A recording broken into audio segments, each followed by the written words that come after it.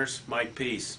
I want to talk to you a little bit about a second YouTube video on knobs. This follows the last one I had, Turn a Knob, where I turned these knobs on my cabinet out of maple. This time I want to talk to you about another aspect of turning knobs, and that's turning knobs that have inserts, such as this ebony one with this cherry plug in it. You can make inserts like these out of what I call bovine ivory. I'm going to walk you through this whole process of alternative materials to add inserts that can add some nice definition to your little detailing to your knobs, including using fruit ivory, which is this Tagua nut. So I'm going to walk you through all of these.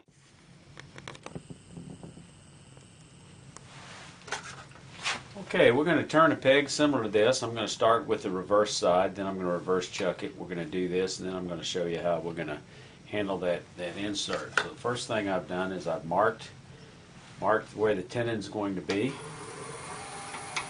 Let's go ahead and bring that tenon down.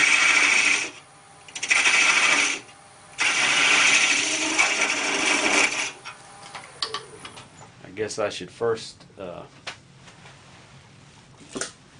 measure, see the size of the tenon we're looking for. This should match a standard hole. In this case it's a 5/8 inch, so we're looking for a 5/8 inch. 5/8 inch size, so I'm going to go ahead and set that to on these calipers. And double check, make sure I've got that right. It's a little small. That's the easiest way to check it, because these are already set properly. Okay, so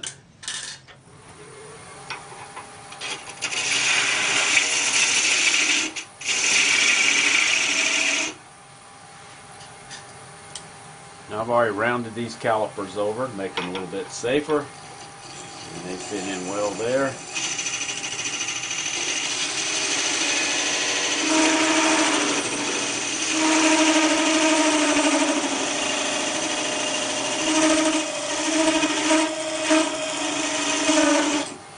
Okay, that, transition this.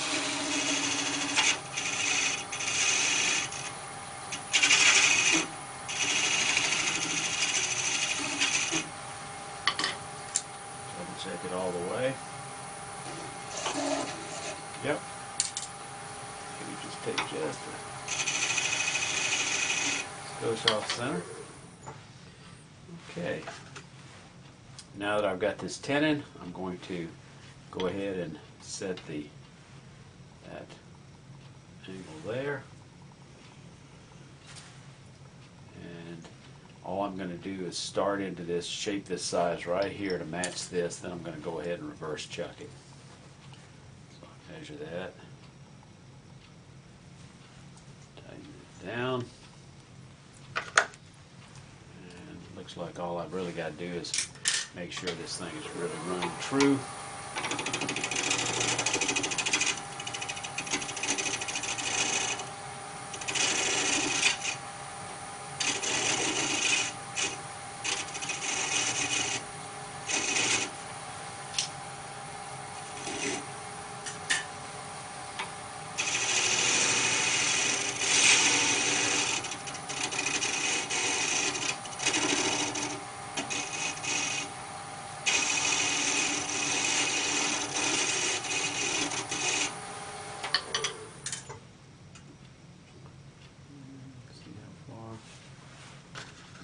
Quite a bit smaller. All right, this I'm going to take a little more off.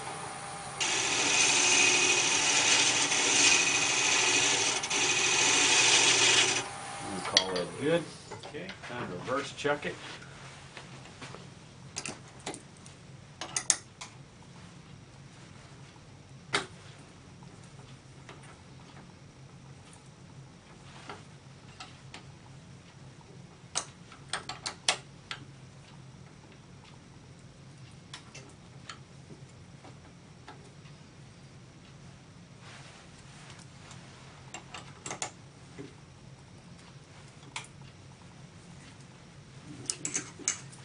secured. We go back to, we're just going to get this close. So in this case, I'm eyeballing it. We're going to start there. There's the bottom. There's that. We're going to round over the top.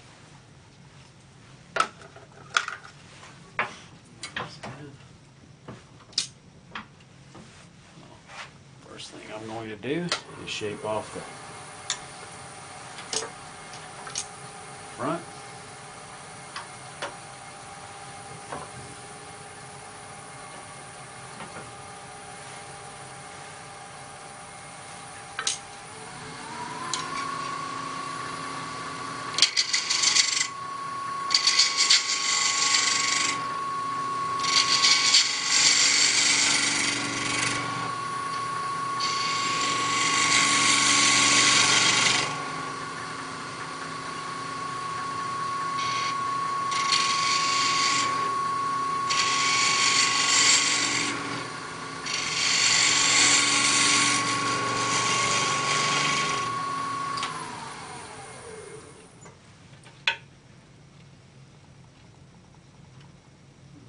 A little bit more.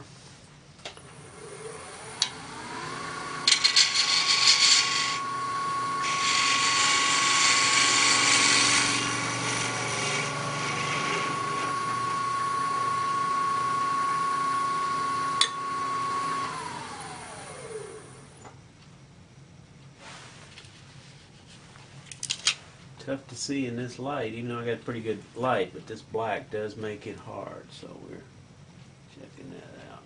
Still got a little bit of a... Oh, I think that's okay. That's just grain.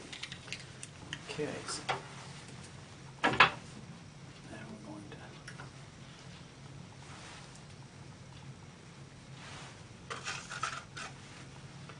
mark where we're going to start that cove.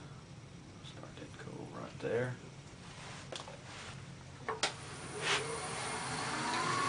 Smooth this off. First, let's start the cove, and then I'll come back and get that wall.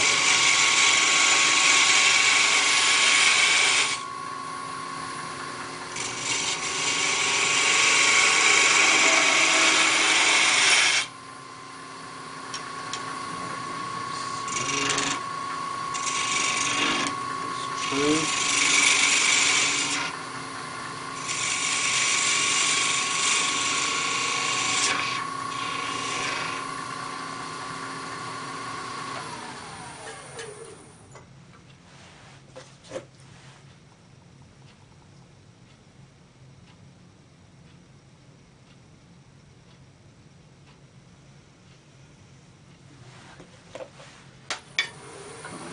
Side.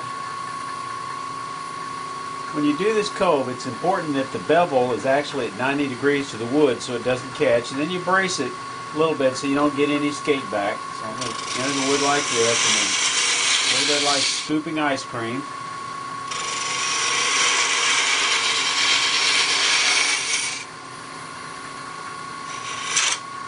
Just like that. I didn't break it, brace it.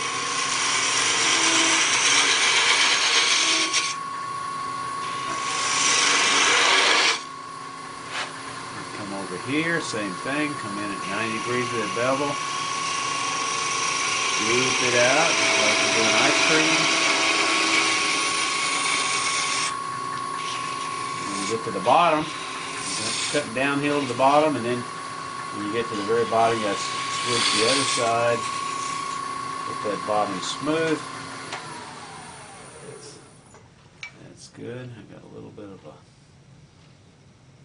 clean up there with some sandpaper, but that'll be good. Okay, I'm going to reevaluate this. I'm going to start my cut a little further back and then round it off here. Let's take one more shot at it again. Bring that bevel over.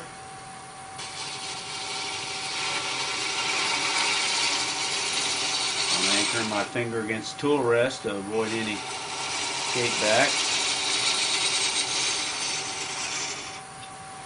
And then on this side, I'm just going to get a little bit of a slope here.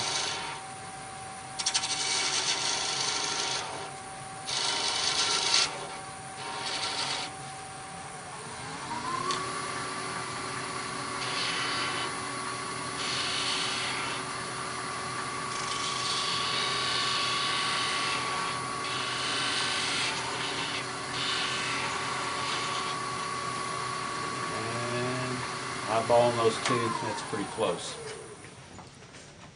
Okay, our next step is I'm going to drill a hole in here appropriate to this small bovine ivory insert. I've already, when I turned this, I turned it to a 3/8 so it fit well within a 3/8 inch size drill bit, so that's how I sized it. Before I put in my Jacob's chuck into the tailstock, I'm going to just clean that out with this little bronze bore brush. It's a 22 gauge shotgun cleaning brush. It does well, and you're well advised to clean your spindle out periodically with a brush of some sort.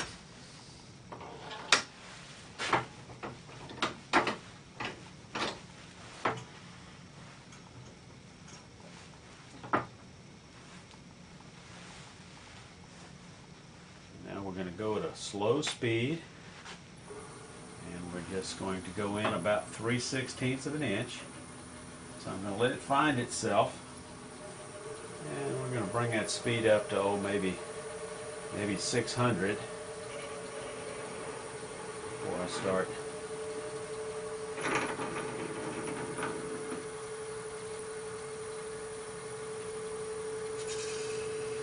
Now I'm measuring from here. 1, 2, 3, 4. Well, this will be proud. Once it's glued in, I'm going to go ahead and take that off one more time and polish it. Now, as high as it is, I can go a little bit deeper with this, so I'll probably go back and take one more pass before I glue it in.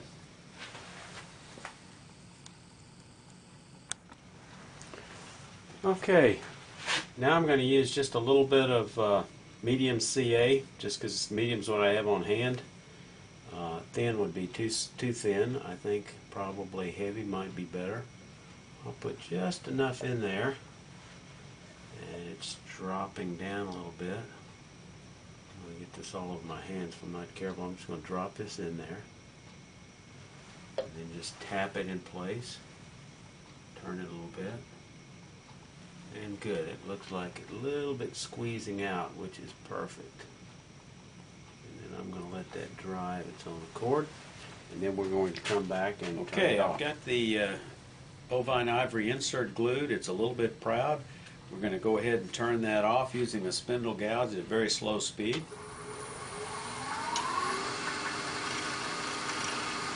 I say slow speed. I've got it about 1500.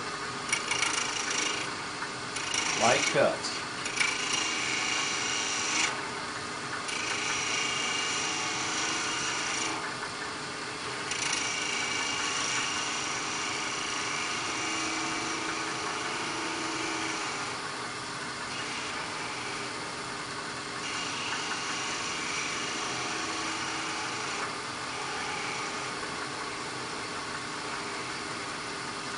Alright, I realize now that I'm probably better off with a scraper, so I'm going to switch, lower this just a hair,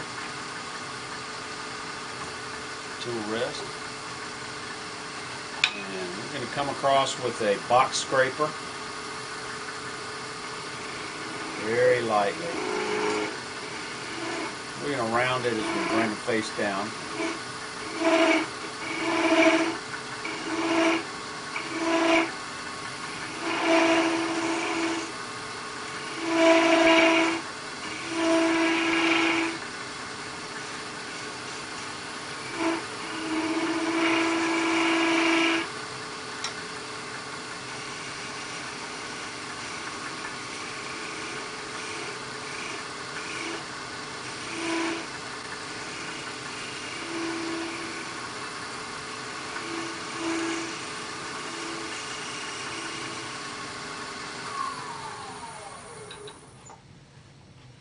A little bit more.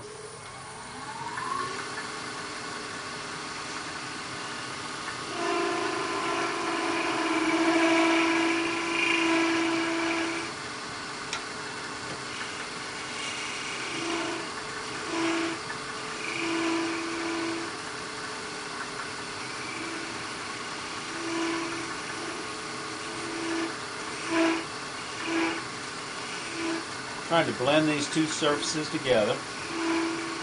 It'll be almost seamless.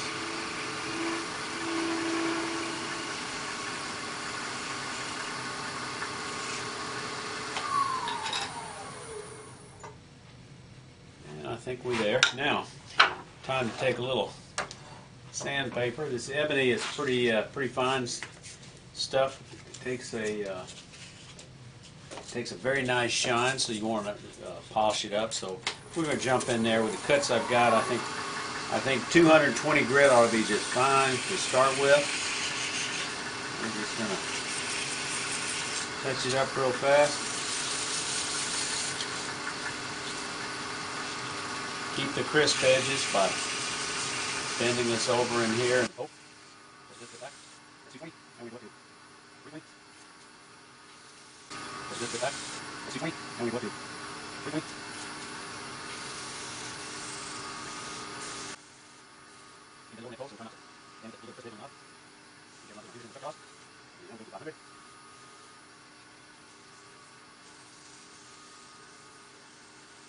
now we finish up with 600.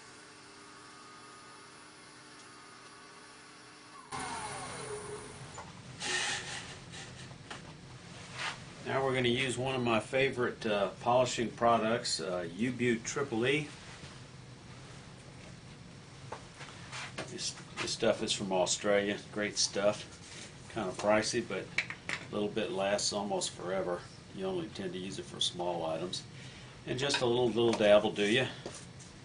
And I like to kind of rub it on a little bit before I power up. Get a uniform distribution.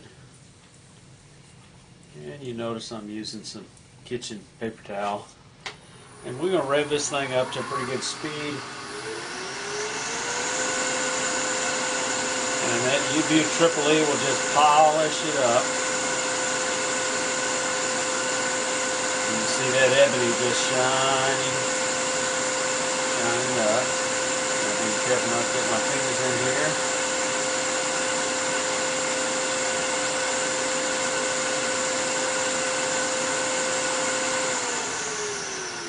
And there we have it. We've got that beautiful little insert detail.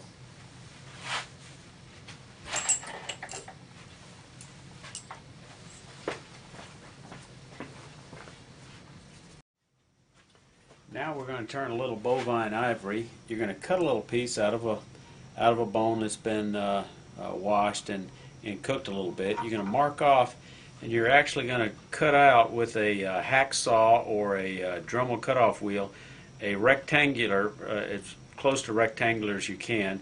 You may have to sand the edges a little bit to get around. You're going to drill a hole in a chunk of wood you can hold in your chuck that'll just fit the widest area. And you're going to put in some thick CA glue, and you're going to tap this into place. Bring up the tailstock a little bit to reference it to make sure you do have it roughly centered.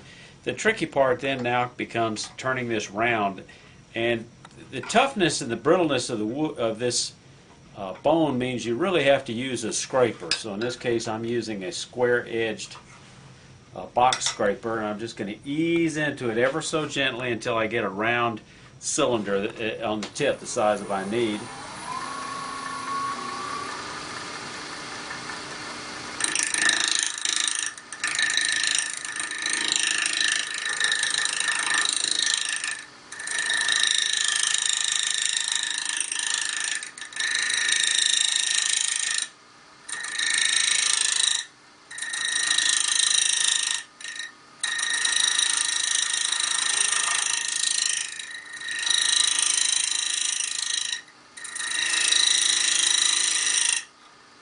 Let's investigate. Okay, still got a large flat. And then you want to make this the size of your hole, or depending on how particular you are and the size of your knob and aesthetics, you may want to turn this cylinder around to get a feel for what's the largest best fit for a drill bit, and then finish sizing it to match that drill bit hole.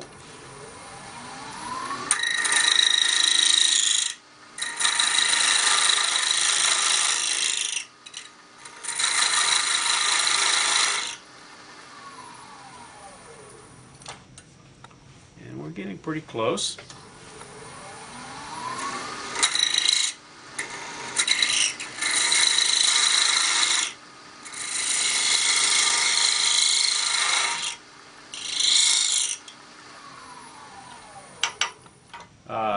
this stuff is nasty to breathe, so it's good to have breathing protection.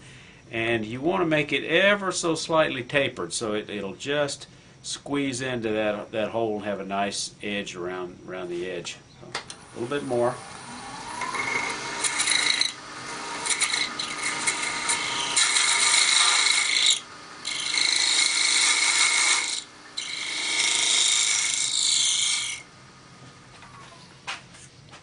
Okay, now we're going to take a freshly sharpened thin parting tool and we're going to part this off. Challenge is going to be trying to catch it.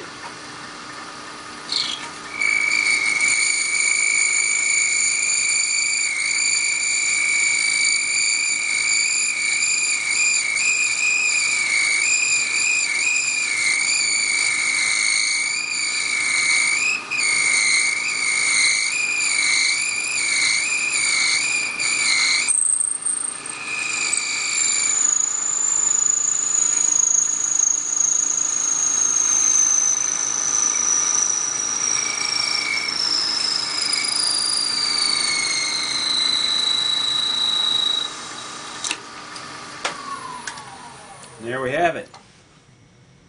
And that'll work out just fine.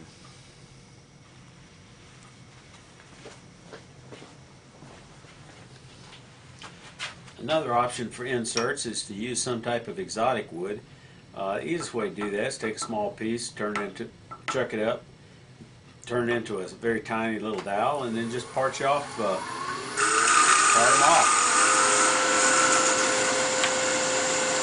In this case it's Paduk, as I mentioned before. Sometimes it helps to lay out a little towel to catch them, but I'll go look for that later. Get another one.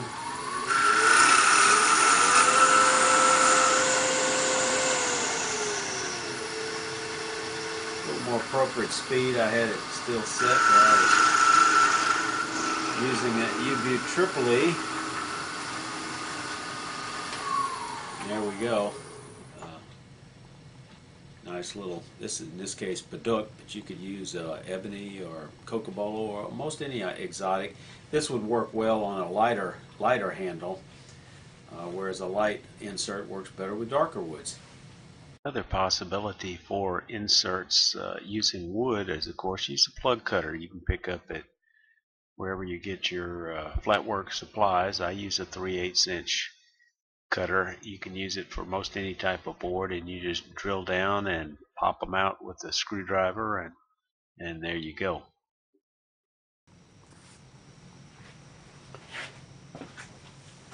Okay, the next thing I want to show y'all is turning Tagua Palm nuts. This is a new experience to me. I've ordered several of these. This is kind of what they look like, and the trick is to mount them. Use a glue block or a sacrificial wood piece on a faceplate or something you can hold in your chuck. In this case I'm using a threaded glue block. As you recall, I did a video on that in case you want to look that up and haven't seen it. But you're going to take this, you identify where the center is, and then you're going to push the thing up against a belt sander to get a flat area.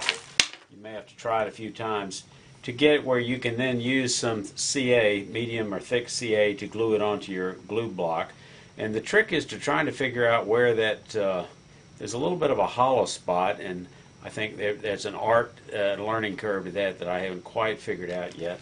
I'll post the address up on here as to where you might buy these things, but you can get them at Woodcraft, or you can order them a little bit cheaper if you're going to get several. So let's go ahead and get started. I'm going to start with using it's been a while since I turned this first part. Going to use the parting tool. Lower this just a little bit.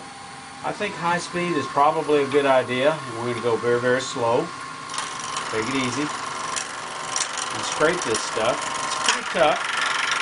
I think it might be a little bit like acrylic. Because of the way it's mounted, you got to kind of take it easy, not take too much off at a time. Basically, and that's what happens. It did come loose, so I'm going to have to re-glue it. I'll probably not get it centered again, so that's going to be a challenge. But I'll glue it back up, and we'll be right back.